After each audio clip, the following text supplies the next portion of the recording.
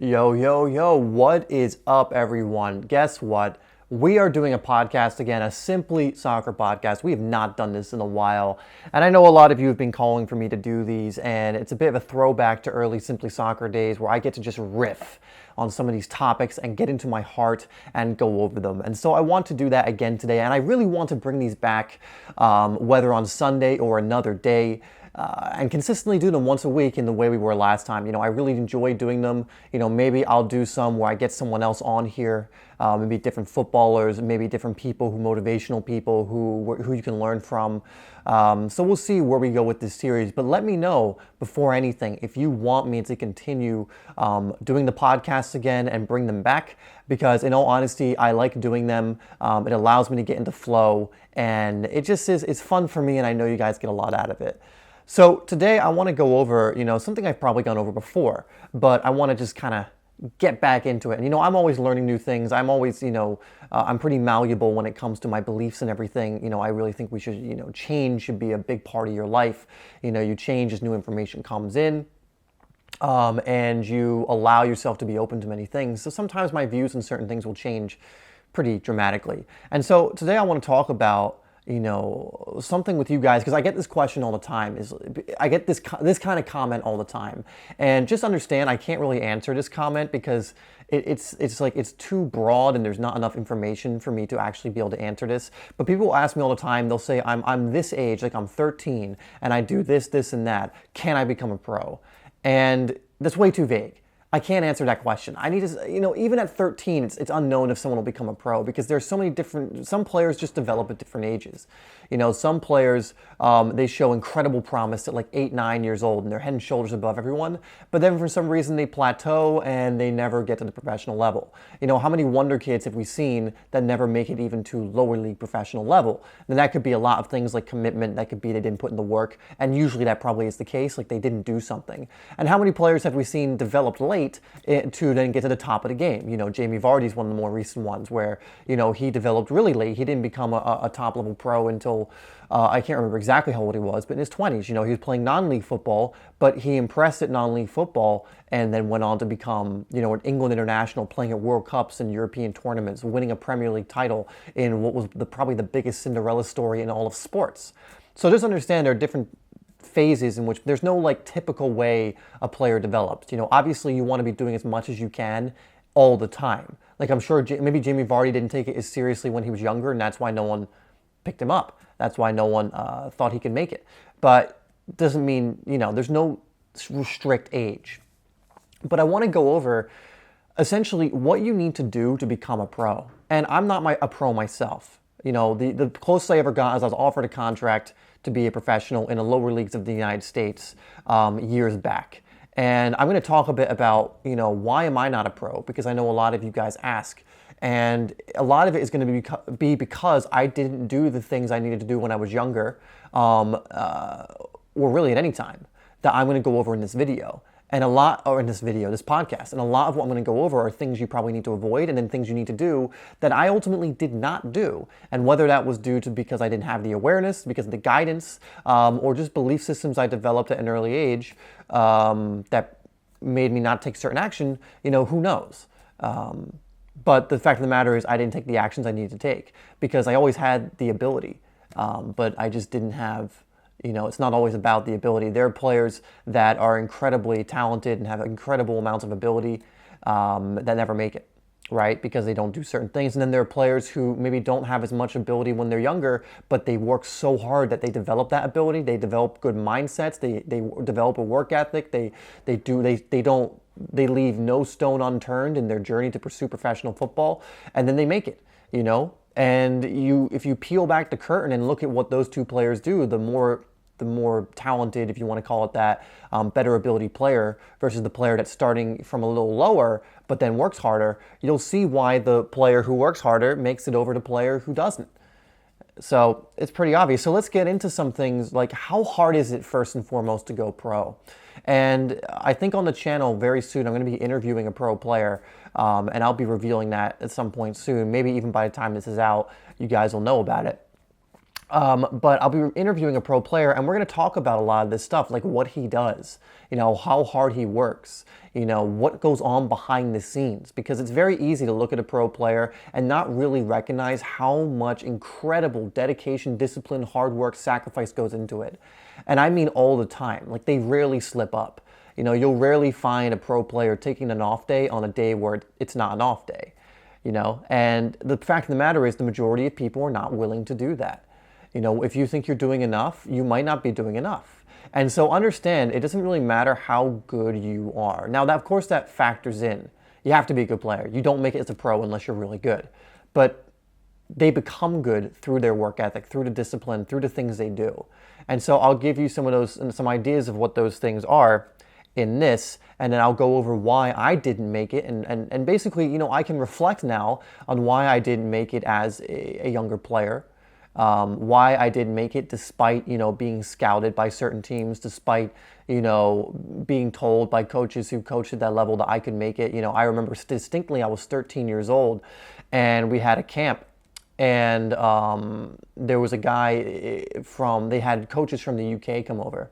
And one of the coaches was a coach who coached at Blackpool, which at the time I believe they were in either Division 1 or the Championship in England. It was like a couple years, I think, before they got promoted to the Premier League. Or maybe a few years, I can't remember exactly. But I remember I was training under him, and he was very impressed with me. And again, this is when I'm like 12, 13, remember? And I was always a good player back then. And I remember I remember him telling my mom afterwards, like, he can make it. He could make it to that level. If things go right, he's disciplined, if you guys help him, develop. And so, and that was not the first incident where that kind of thing happened, where these kind of coaches told me this kind of thing, or as I got older told me, not just my parents, that I could, if I did the right things, I could make it. I had all the raw material, so to speak, right? I had the ability, the technique, the control, the soccer IQ, football IQ to make it. But again, this is another story of like, okay, a 12, 13-year-old kid who could make it, who has the ability, but then something doesn't happen. They don't do what they need to do. They don't receive the right guidance maybe, and that's not to blame the people around me who didn't give me guidance. Ultimately, it's down to me. Because there are players who also didn't have the guidance, who managed to figure out to do certain things and then make it. And you can look at many different examples. But I want to go over, what happened between those ages of 12 to 13 to 18 and beyond that didn't allow for me to develop. And actually, by the time I was 18 or 19, I was still actually doing pretty well. Like, I was still going on course where I could play professionally at probably a lower level. I wasn't going to be, at the Blackpool level, where that coach came in. I wasn't going to be at like championship level, most likely. I could have been, who knows. But, I was probably at that point, when I was in college, I was playing really well. I was more fit. And, but like, it's still, I probably hadn't tapped as much into my potential as I could have. I was probably good enough if I, again, had the right mindset, good discipline, dedication to make it at some pro level. But again, this goes to show it doesn't really matter your ability sometimes if you don't have the right tools, the mindsets, the discipline, and I did not have that. So let's go over, because I'm kind of going all over the place here, some of the things you need. And for any of you who are younger, develop this as soon as possible. I don't care if you're 10, 13, if you're 8, the sooner you start developing these things, the better. And if you're 16 or 17, or even a little bit older, doesn't mean it's too late. You can still develop these things. And honestly, you only have right now. I don't care if you're 21. I don't care if you're in your 20s and you still want to become better and you still want to pursue that dream. Look, you get this life once for all we know. And we're not going to get into any spiritual-esque type things. I have my own beliefs about that kind of thing. But for as far as, this lifetime is concerned, you get it once. So I don't care what age you are. If you have something you want to pursue, screw what anyone else thinks. Screw what people say is possible or not. You can look at numerous and countless examples of people who were told it was unrealistic to pursue professional football or it was unrealistic to pursue their dreams, only to shut those people the hell up by achieving it. And you really have to, if you want to pursue being a professional at anything anything, if you want to pursue something that the majority of people never pursue, or accomplish something that the majority of people, and when I say majority of people, I'm talking like 99% of people never accomplish. If you're going to actually pursue that, you need to stop caring what people say is realistic, because they're only saying something is realistic based on their perspective and worldview. They can only see it from their lens. You have to understand that everyone looks at the world differently. Sure, there are maybe ultimate truths in the world, but everyone's living from a relative truth. And so if someone, maybe a footballer who might even be good but doesn't see themselves as going pro, they might project that onto you. So never allow that to get you down, because people will do that for numerous reasons, but never allow someone else's perspective to fiddle with yours or distort yours. If you want to go after something, go the hell after it, because 20 years from now, 10 years from now, if you didn't, you're going to have that what if I did question, or what if question, and that's not what you want, okay? So that's the first thing. First and foremost, you need to develop that kind of mindset. And we'll get into mindsets, because mindsets are going to be some of the most important things you develop in your pursuit of whatever it is you want. Professional football. If you want to be successful in business, I don't know what it is. You want to follow your heart and travel the world, and whatever it is. Ultimately whatever you love to do.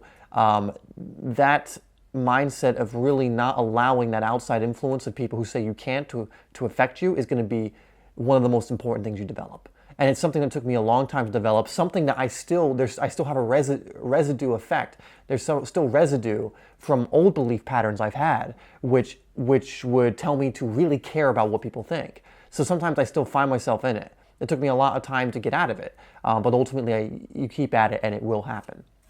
So that's the first thing. So let's go over then first the mindsets of what it's going to take for you to pursue professional football. And that's the first one there, is you have to stop listening to this negativity outside of you. You can look at other YouTubers who are pros, and they tell you their story and how they had people who doubted them and said, you can't, you're not going to, and then they did it, right? Why? And could they have done it if they actually allowed that outside voice of other people, negativity, people who weren't, committed to greatness, people who weren't committed to their dreams, people who had given up on their dreams? Imagine if they'd listened to those people and just been another person, part of the 99% that gave up on their dreams. And it's the harsh reality that a lot of people do that. They give up on what they actually want and they actually dream of doing. And for a lot of people, it's professional football, but they allow someone to talk them out of it. So you need to develop that mindset of you have your goal, you have your ambition, you know what you want, and you're not going to allow anyone who's going to try and derail you from that to affect you. You get yourself away from those people. You don't listen to online comments. I mean, if I listen to, like, for example, just comments I got on my channel, and for the most part, the majority of it is extremely positive, and I love you guys. I appreciate you guys so much, because 99% of you, only come here with positivity. You come here trying to support each other. It's a really good community we have here, and I love that. And I like to think I helped cultivate that, because I try and be a very positive person. I like to be a positive person. I like to look at opportunities and possibilities instead of limitations and restrictions. But you still get it, and you still get comments from people, and you on here, especially when you have a decent sized following. And if I listened to any of those, I would have taken down the channel by now. I would have given up on everything, because you're really exposed to it more. And that's a good lesson too. The further along you get, the more these people who doubt you are going to come out of the woodwork. A YouTuber I'm a big fan of is Matt Sheldon from Become Elite. And I remember when he had a pretty bad injury, which I think he remembers saying it was like it took him almost a year to get back to where he was feeling how he felt before the injury. And that sucks. But again, he's a dedicated, disciplined guy, and he put in the work he needed to do in order to get to that point. But he was even saying, like, I would watch some of his videos as he was playing down in New Zealand. And some of the comments he got, like, oh, you're not a professional player anymore, or this kind of thing. People like doubting him, and you'll never get back, and, stop calling yourself a pro, all this kind of stuff. All this bullshit, really. And do you think he listened to any of that? No, he didn't. He worked hard. He had a good season. He got his injury back on track, and now he's training with a USL team professionally again as well.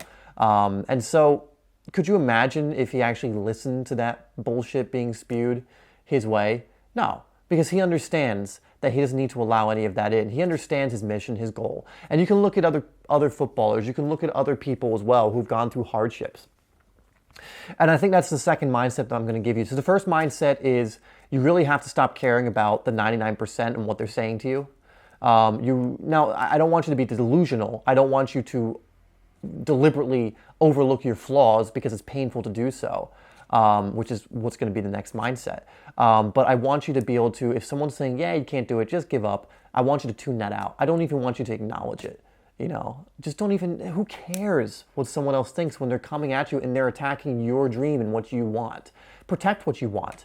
It's what you want. No one else has to be involved. It's no one else's business what you want. It's not, why do people, don't allow someone to come in and tell you what you can and can't do. So that's the first one. Really develop that one. That's going to help you pursue not just a professional, collegiate, whatever level. It's going to help you pursue anything, because if you want to pursue something great, something that's big, it's going to be something other people think are crazy. It's going to be something that the majority of people, it's not that they couldn't do it, but they don't do it. They don't think they can or they won't. First, that's the first one. Second one is understand there will be hardships. So this is where the don't be delusional thing comes in. When you pursue something at a great level, realize that a lot of people give up because it's hard. So there's going to be hardships. We can mention Matt Sheldon again getting injured. That's a hardship, a year of struggling and setbacks. And I remember him telling the story about how he went to so many different, I think, physical therapists. He went to so many different people for opinions, and he kept getting different answers, and how his injury was only supposed to be for a few weeks. He got surgery, and still it wasn't healing, but he didn't give up. He understands the process. He understands there's going to be hardships. And so he kept doing what he did, and he got his reward. He healed himself. He got to a point where he was feeling as good as he did before the injury. Many people might have, after a few months, just given up. I've fallen into that tendency. When I hurt my back, I did not deal with it well. And I dealt with it so poorly, it ended up with me being out longer than I should have. Again, this was a mindset. And a lot of these mindsets, I'm telling you, because I did not develop them early. I wish I developed these mindsets when I was 13, 14, 15. These mindsets of not caring what other people think, because I really did care what other people thought. And it affected my game. I did not think about the hardships of football. And so when I did get injured, I did not deal with it properly. But that's something you're going to have to deal with. That's something you're going to have to know that, it is a lonely and can be even depressing and sad path if you allow it to be when you're injured. And it's in those moments especially that you need to maintain your positivity. It's in those moments especially that you need to remember why you're doing what you're doing. It's in those moments especially that you need to remember that this is what you want to do. And that's the reason you go through these hardships. And ultimately, it doesn't matter what you pursue. It's going to happen. But your love for what you're doing will move you through those hardships, because on the other side, you'll get back to doing what you love to do. And football is an interesting one, too, because when you're injured, you obviously can't do a lot of what you love to do. Like when I was injured, I was so depressed. I was out for about 8 months because of a back injury in college. And it was depressing because I didn't know how to deal with it. I'd never had an injury of that magnitude. I'd never had a serious injury. And so I didn't know how to deal with it. And so learning how to deal with those things and being positive and really counting your small wins. Maybe you have a really good rehab day where you're making just a tiny bit of progress. You count that small win. You put that under your belt. You remember those. You keep those in mind. The small little incremental progresses you make each day in those hardship moments. Maybe you have a bad patch of form. Again, you know how to deal with it. So that would be the second mindset you definitely want to develop, is being able to deal and understand that the hardships will come. Don't expect them to come. You don't encourage them to come, because your mind is very powerful, and this can be seen as woo-woo, and a lot of people might say, yeah, well, that's just some woo-woo bullshit. But this has been scientifically proven now. You can look at the work of people like Dr. Joe Dispenza. Your mind and body connection is one of the most important things to develop. So if you think things are going to happen to you, a lot of times they will. You think that bad things are going to happen to your body, you don't trust your body, you think injuries are going to happen, then a lot of times, you'll bring that into you. And so you don't want to do that. That doesn't mean don't do injury prevention type stuff. Don't neglect your stretching and your injury prevention, but that means don't develop a negative mindset towards that either. It just means that when a hardship does happen, to know how to deal with it. Just don't expect it in the sense of like, I know what's going to happen, when's it going to get paranoid about it, because then it's almost like you're looking for it, and you'll be surprised how the universe will bring that to you if you do it. But the opposite's true too. If you expect good things, sometimes, if you expect miracles, sometimes, who knows. And that's keeping that positive mindset, people who stay positive, expecting good things to happen and putting in the work. And then a lot of times it happens. So those are two. Third mindset you really want to develop if you want to pursue this is, just a mindset of discipline and leaving no stone unturned. So we've gone over not caring what people think. We've gone over, how to deal with hardships and knowing that a lot of times you're going to have to go through them, because most people don't get to the point where they get to professional level or beyond, because they give up when the hardships come. I probably went through that. I probably gave up a lot of times when hardships came my way, when injuries came my way, to the point where I still haven't fully dealt with the injury and I'm still dealing with it now. Where if I was dealt with it when I was 20 or whenever I got it, and just dealt with it that year, I wouldn't be having the same problems. And so I have to deal with it now. And now I'm really doing things now to really try and, get it to the point where my back is not affecting me. It's affecting other areas of my body and everything else. So the next one is just the hard work, the discipline, everything else, the sacrifices. And when I do the interview with the professional player who I'm going to have on the channel, I'm sure he's going to talk about the sacrifices, especially the discipline, the things you have to give up. You look at players, like I was watching an interview by Michael Owen a few weeks ago. And I'm sure most of you know who he was. He was one of the best in the world when he was younger. He came onto the scene. He was like an 18-year-old already superstar. And, he said he had to give up. He couldn't go out at night with his mates. He couldn't do normal teenage things because, even though he's a professional footballer, he's still a kid. 18 years old, you're still a kid. You could think you're an adult, but, I'm 26 now. And I look back at myself at 18, 19, 20. I was such a kid. I still have some of that probably now. I still have a lot of maturing probably to do. But I was totally a kid, and so, you kind of have to understand that you are going to have to sacrifice a lot of those things that if you want to get to that level that most people at 18 are doing.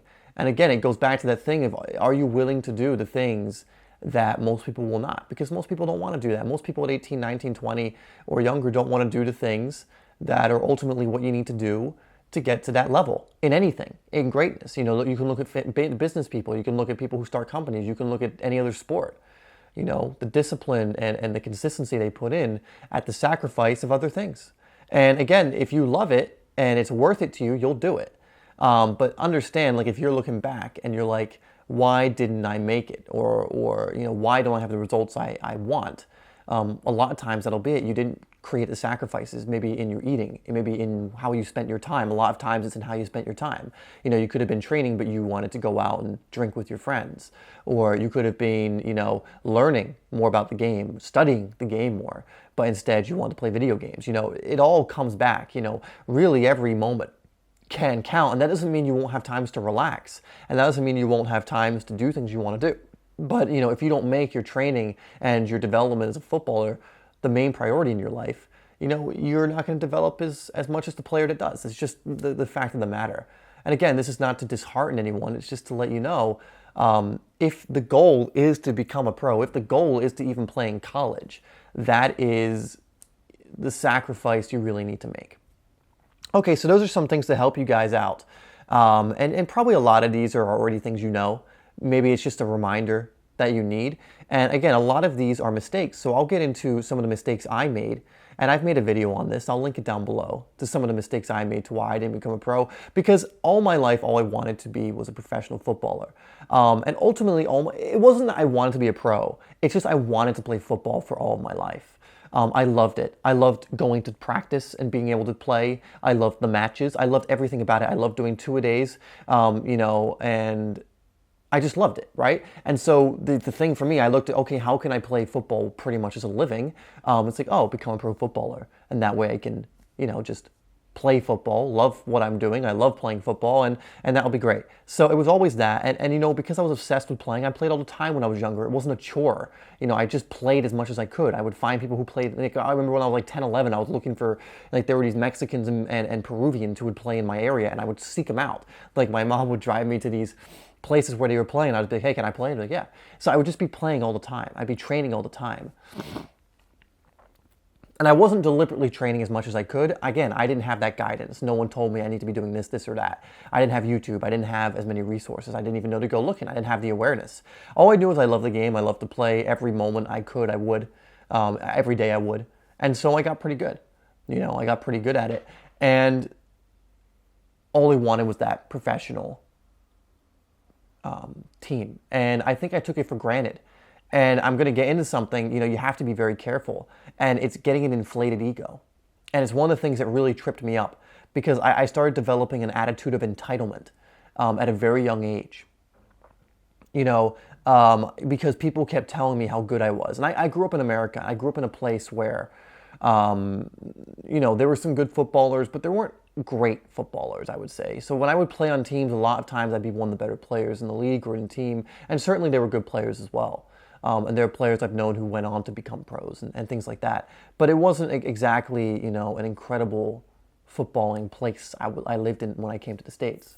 And so, it went to my head. So a lot of people would see me play and I would be playing better than a lot of the other players. So they would tell me that. They'd tell me, oh, he's really good. And, I'd be getting all this praise.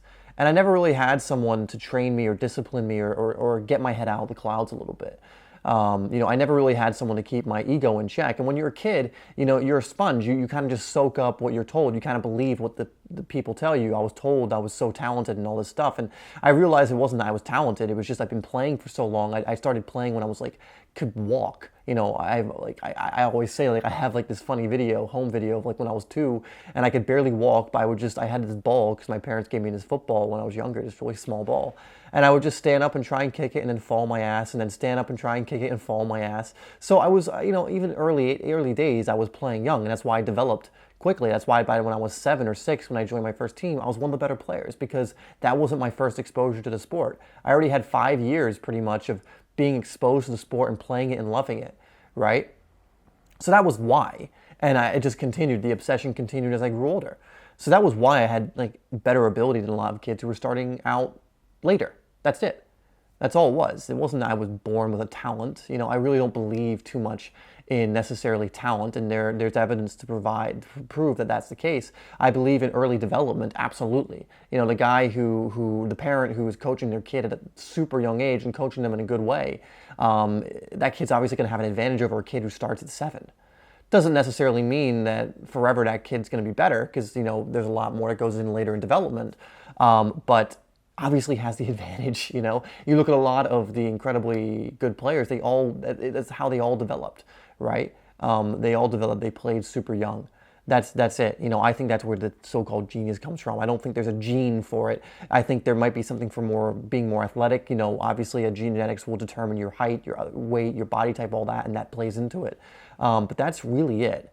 And again, you can look at the studies of Anders Ericsson, the study of expertise, and they've pretty much proven this. The whole talent versus hard work myth or talent myth. And I get so much pushback on that because so many people they have such a deep-rooted belief in this. And again, I'm not interested in arguing that. I'm not even interested in my ego being right. I'm just interested in what I've read and the studies I've read. And it providing evidence for that. So again, with anything, don't get all emotional and arbitrary in your arguments. If you want answers, start seeking out the truth in that way. Maybe I'm wrong. Maybe there'll come more evidence, be oh, here's the genius gene. I don't know. But just recognize that's what the current research indicates. So I know I just went on a tangent. So anyway, yeah, with me, I was told from a very young age I was talented, and it went to my head.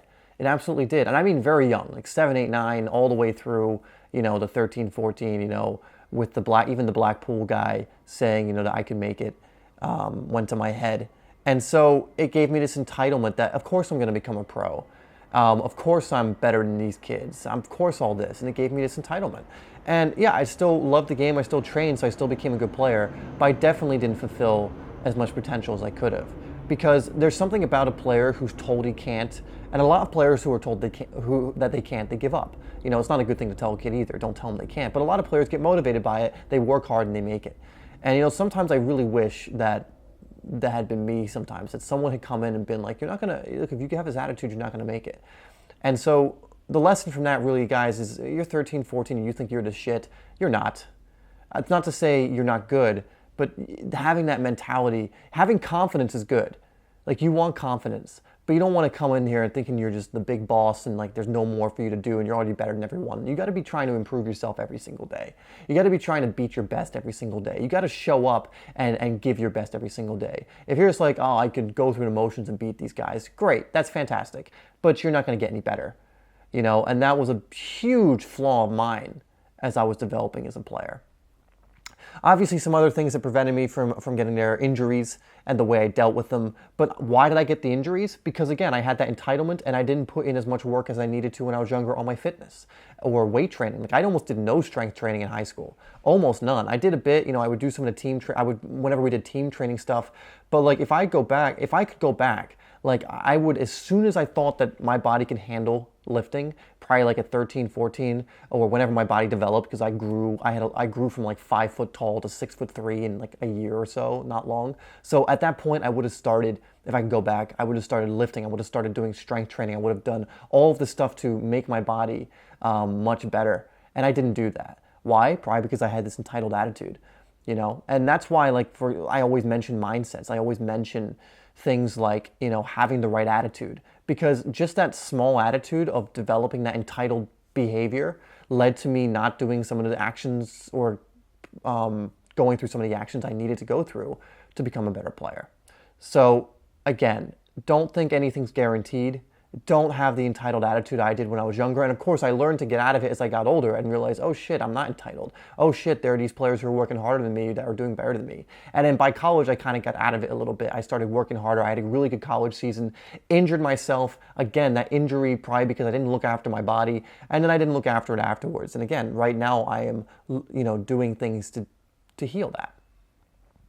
And ultimately, I'll leave it there, guys, and I'll just tell you like kind of where I am right now. My goal right now is essentially I played the other day, and again, my back was giving me problems, and ultimately for me, I just love playing. I'm not too concerned about being a pro. If I ever got the opportunity, when I get my body to where I want to get to, which is really what I'm focusing on now, who knows, maybe it'll be, I won't even want it at that point. I really love my life right now. I love doing SimplySoccer. I want to keep learning as much as I can and keep releasing content. I love doing it. I want to, the reason I'm bringing back the podcast is so I can release more. I really like doing this stuff. I want to interview people, pro players, and tell their journey. I'm sure they're going to reflect many of the same things, and I'm sure a lot of them are going to have done the opposite of what I did, meaning they did the things they needed to do. They didn't have the entitled attitude, or they learned quickly, which is going to be great for you guys as well to learn from that. But yeah, for me, I love football. I will play it for as long as I want, or as long as I can. One of the reasons I really want to fix my body is because I know as I approach my 30s, if I don't, I'm going to struggle to play at all probably in my 30s. And so my biggest thing right now is just fixing my body. I'm going to keep playing, just pick up football right now in Thailand, and then get my body to that point, and then continually just progress higher level if I can once I fix my body, and take it from there. But guys, use a lot of what I went over to help you. I know a lot of this is on mindset, but again, you have no idea how far a positive attitude mindset will take you. As Joe Dispenza says, the thought will lead to the emotion, and the emotion will lead to the experience, and the experience will start leading to the belief system, which will lead back to the thoughts, and all of that leads to action as well. So your thoughts, your belief systems, your mindsets are so important, because you will start taking action from the mindset you have. If you have a hard-working mindset, you will start working hard, and you will get results. If you have a lazy mindset, guess what happens? If you have an entitled mindset, guess what happens? And so that's why the mindset and the mental side of the game I go over all the time is so important. Not because the action isn't important, but because the action you take from different mindsets is very important. The action you take from one mindset is going to be radically different than another. And that's why you need to train your mindset very, very often. All right, guys, so I'm going to leave it there. Hopefully that was very valuable for you. For those of you who are new to the podcast and you made it to this point, for anyone who made it to this point, thank you. It's not everyone's cup of tea to listen to me ramble for 34 minutes. So I do appreciate it. I really, really do. And, leave me some other topics that you want me to cover down below, and I'll answer as many as I can. I'll do as many as I can. We'll bring back these podcasts pretty consistently. If you guys want them, I'll do a vote on the community tab. And if you guys want them, I'll bring them back, because I know it's not everyone's favorite thing. It's long. You have to commit like 30 minutes or so to it. But I know there's a lot of you that likes these. I know there are a lot of you who watch them all the way through and you get something from them and you like having different topics discussed. So for you guys, I'll keep doing it, okay? So most likely we'll do them on Sundays, by the way. Anyway, guys, thank you so much for listening. Again, hopefully you got something out of that. We'll do a hashtag. We'll do, what should we do? Hashtag mindset. I feel like we've done that before, but hashtag mindset. If you put hashtag mindset in the comments, it lets me know you watched all the way through. And if you do that and ask me a question, I'm much more likely to answer your question either in a podcast or I'll just answer you in the comments. And if you do that hashtag, I'll just probably leave you some kind of message in the comments too. Because I really do appreciate you guys who listen all the way through to these, to the end of these. So guys, thank you so much for listening. I really do care about you guys. I really do appreciate you guys tuning in. And I really love continuing to create content that hopefully helps you guys out. Anyway, guys, thank you so much, and I will see you or talk to you in the next one.